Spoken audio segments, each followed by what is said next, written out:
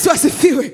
Paka Mungu alivyoamua kukaa ndani ya Musa, ndio wana wa Israeli wakapata msaada wa kutolewa katika nyumba ya utumwa. Yamkini wengi wako hapa lakini wanatamani prophecy kila siku, wanatamani kuombewa mambo yao kila siku, wanatamani kutolewa kwenye shida zao kila siku, wanatamani kuonana baba wa kiroho kila siku. Unatakiwa kuelewa, unatakiwa kupata muda wa kujifunza, kupata msingi wa kujua Jehova Edi ni nani, na ndipo ujifunze kutii na kuelewa mamlaka ya kiungu. Wewe miujiza kwako itakuwa ni kila siku, kumuona Mungu kwako ni kila siku. Unakuwa mtoto halisi ambaye ni kama mtoto mdogo akijua niko chini ya baba yangu. Bwana Yesu asifiwe. Niko chini ya mfalme wa majeshi, niko chini ya Mungu wa miungu ambaye ananijua sawa sawa, ambaye ananilinda, ambaye ananipenda, ambaye amenichagua. Niko chini ya Mungu, siko chini ya mwanadamu.